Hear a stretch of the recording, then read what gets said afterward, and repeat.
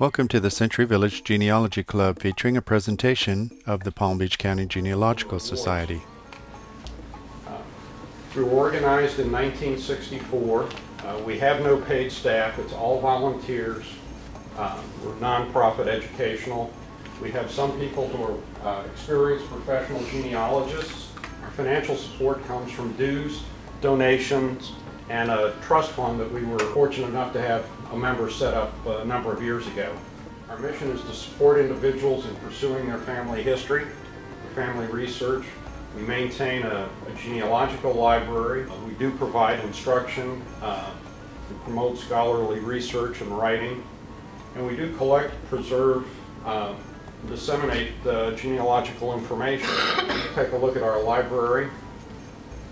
It's located in the main Palm Beach County Library down on Summit Boulevard, next to the main post office. Our library collection consists of books and periodicals. We have microfiche, microfilm, CDs, and a large quantity of unpublished family records that we maintain in filing cabinets. We have some of the collections we have are a large set of biographies, reference materials, how-to books. We have information on various religious groups, immigration to this country, lineage societies like the DAR. We have a lot of their books, the Mayflower Society, the Society of Colonial Wars, obviously, Dames of Colonial America. We also have collections by locality. In other words, we have books on almost every state in the Union.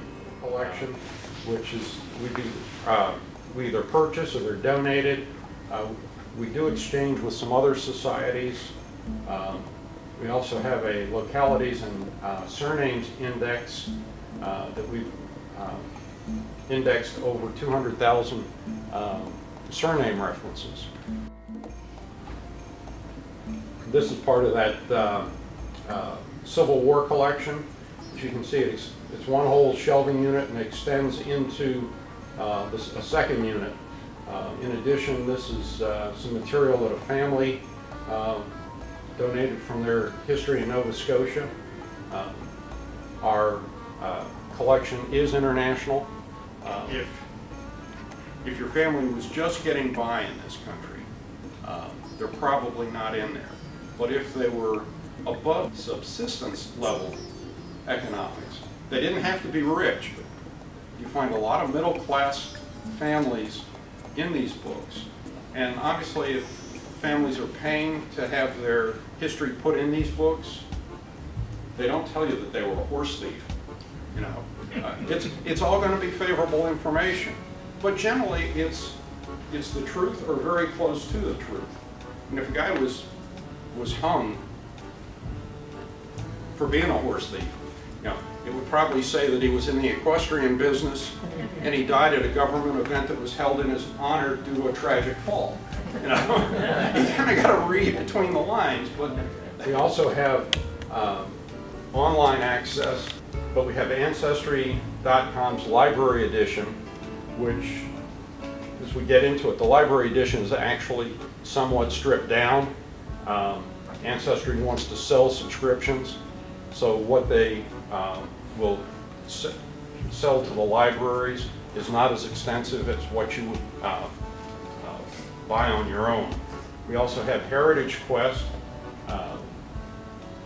Family Search is the website for the Mormon Church. Mormons, because of their religious beliefs, have engaged in genealogy for a long time and probably more extensive than anyone else. They probably have the largest collection of genealogical information in the world. Talked about providing instruction and promoting research and writing. We have monthly meetings, October, November, January, February, and March, and then we hold an annual meeting in April. We also do special educational programs. They're typically October and January. We just had one. Last year our programs were based on the TV series, Who Do You Think You Are? The third season just started a week or two ago. It's on Friday nights, and I think it's in NBC, yeah, NBC. So if y'all are interested in that, be aware it's up and going again. But PBS is going to start one, I think it's early March. So if you all watch PBS, keep an eye out there. It's supposed to be, from what I understand, more, quote, normal people. Who do you think you are is great, but it's kind of fantasy. It's, how many of us can, fly to Europe here, fly to Europe, hire a professional genealogist. That's not the way it works. I think theirs is supposed to be a little more realistic. Part of the program's objectives was to reignite family interest in our family history and genealogy, which I think it's done a pretty good job. Help spark interest, give some people ideas on how to guide a search and capture what you learn. I did a program on planning a family reunion, which is a great place to pick up genealogical information. So we run a variety of programs. By the way, our programs are also, our monthly programs are open to the public.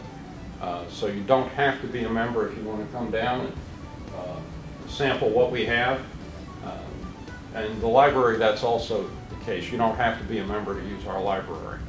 We also put out the quarterly bulletin, Ancestry. It covers a variety of areas. We usually try and have a section that's focused on Palm Beach County. We'll also publish manuscripts from members that can be from any part of the country, collecting, preserving, and disseminating information. We put out a newsletter that it's monthly. We say monthly, but I think it comes out like 7 or 8 times a year. And as I mentioned, we have a website. It's a couple years old. We try and keep it updated. Put notices of our meetings on there. We've got a calendar. The website is, it's in the handouts. It's gensoc of PBC.org, Genealogical Society of Palm Beach County. That's the calendar of events. We regularly update it. You won't find, you go to some websites and you find things that happened 2 years ago. That's not the case on ours. We have the library, some information about the library and the various major collections we have. I told you about the area deaths. We have a searchable database. If you're not a member and you can't get down to the library, there is a query form. Queries are $10 for non-members, $5 for members. And base stations, I mentioned that we had published books on the local cemeteries. These we just recently put online. Challenges the society faces is remaining relevant in the world of electronic and social networking and information. More and more information is showing up on the internet, but not everything's on the internet. People who get into genealogy and they're so amazed at what they can find, they get to the point that if it's not on the internet, it must not exist. And that's not the case at all. The easy stuff is on the internet, but there's a lot that's yet to be placed there. For one thing, copyright issues prevent a lot of information from going on the internet. Attracting members, again, people tend to sit home and cruise the internet. They don't think they need to join a society, but a society does have a lot to offer. Getting volunteers. The reason we're not open more on the weekends is basically we can't get volunteers. And the other thing is understanding how to harness technology to meet our first challenges. And I think that concludes the program on that. Yes.